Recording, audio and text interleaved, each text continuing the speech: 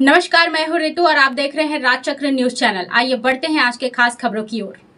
भाजपा प्रदेश प्रवक्ता केदार गुप्ता ने press brief में कहा कि अपने ही घर में घिरे हैं भूपेश बघेल।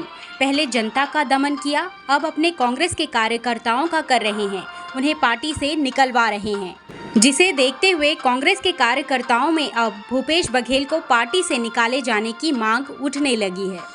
करें, भूपेश जी को पार्टी से निकालें और भूपेश जी देख रहे हैं कि उनकी हार सुनिश्चित है, तो अपनी हार को बदलने के लिए और फिर देश के संविधान में, देश के नियम में त्रुटियां बता रहे हैं। जब ईवीएम से उनकी सरकार 2018 में बनी तो पहुंच गया राज्यपाल जी के यहाँ, मैं ईश्वर की शपथ लेता हूं, और अब ईवीएम खराब नजर आने लगा। हिमाचल में बड़ा अच्छा लगा इनको ईवीएम, राजस्थान में पिछली बार सरकार बनी तो ईवीएम अच्छा था इनका, कर्नाटक में सरकार बनी तो ईवीएम अच्छा था, 2004 से 2014 मनमोहन सिंह की सरकार बनी तो ईवीएम अच्छा था। क्या मनमोहन सिंह को इनसे कम अनुभव था जो उन्होंने बैलेट चालू नहीं किया? तो भूपेश जी स्व के भाव से पीड़ित है और अब वो कार्यकर्ता को कह रहे 372 380 लोग चुनाव में खड़े हो और बैलेट से चुनाव हो। तो मुझे ऐसा लगता है कि उनको लग रहा है कि वो सत्ता में है और छड़ी उनके हाथ में है, जिसे चाहे नचा ले। पर भूपेश जी, अब छड़ी जनता के हाथ में है और एक हार तो आपको सत्ता से हटा चुकी, दूसरी हार के लिए तैयार हो जाए। संविधान का मजाक उड़ा रहे। कांग्रेस पार्टी की कब्र खोदने का काम है जब कोई नेता अपनी ही पार्टी के कार्यकर्ताओं को कहे कि 380 लोग खड़े हो जाएं।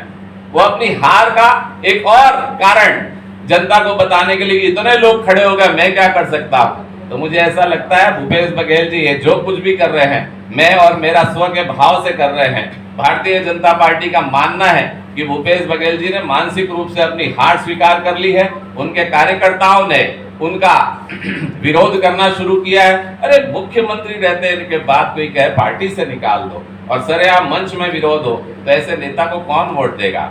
हम आपके माध्यम से आज यही बताना चाहते हैं कि भूपेश बघेल जी, अब छड़ी आपके हाथ में नहीं है, छड़ी जनता ने आपसे छीन ली है।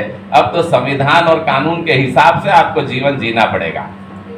ठीक है, विकास जी। भाई अमित चिमनानी जी, हमारे साथी भाई विकास मरकाम जी, छत्तीसगढ़ प्रदेश में जब से कांग्रेस की सरकार एक बार सत्ता में अभी 18 में आई, तब से अगर किसी राजनेता का नाम सबसे ज्यादा चर्चा में है तो वो है माननीय भूपेश बघेल जी, जो स्व के भाव से पीड़ित है, मैं और मेरा, अर्थात स्व का भाव।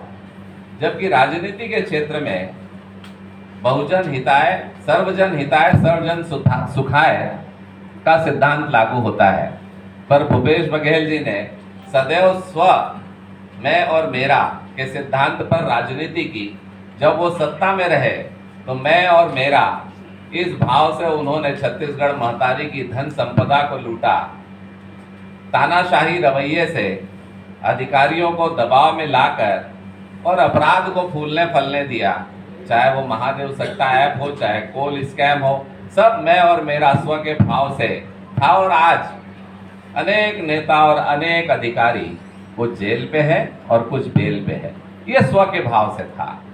जब वो सत्ता में थे तो कांग्रेस पार्टी का इतना नुकसान किया कि स्व के भाव ने कांग्रेस पार्टी की सत्ता छीन ली। आज विपक्ष में है तो भाव मरा नहीं, स्व का भाव जिंदा है, मैं और मेरा जिंदा है। पार्टी से कोई लेना देना नहीं है, कांग्रेस पार्टी से उनको अब ये स्पष्ट हो चुका है उनकी करनी से। जब उन्होंने यहाँ पर लोकसभा चुनाव का अवसर शुरू हो रहा था, तब कहा कि मैं चुनाव नहीं लड़ूंगा, बाकी लोग लड़ेंगे। उनको स्पष्ट रूप से दिखाई दे रहा था कि छत्तीसगढ़ की जनता उनके भाव को समझ चुकी है, वो अपने लिए राजनीति करते हैं, इसलिए वो तैयार नहीं थे। जब पार्टी ने जबरदस्ती की तो उन्हें मालूम था कि रायपुर से तो बुरी तरह हारेंगे, दुर्ग के तरफ उनकी आंख गई, पर वहां पर हमारे मजबूत प्रत्याशी को देख फिर वह पार्टी ने जबरदस्ती की तो वो राजनांदगांव भाग खड़े हुए।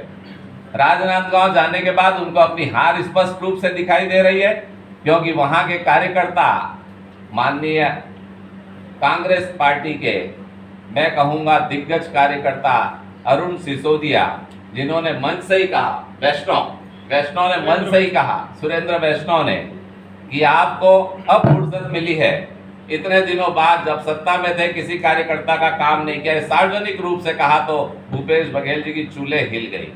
उसके बाद उन्हें पार्टी से निकाला जाए, प्रत्याशी बदला जाए, अनेक नेताओं ने ये चीजें उठाई क्योंकि सबको पता चल गया कि भूपेश जी अपने लिए राजनीति करते हैं, छत्तीसगढ़ की महतारी और कांग्रेस पार्टी के लिए नहीं।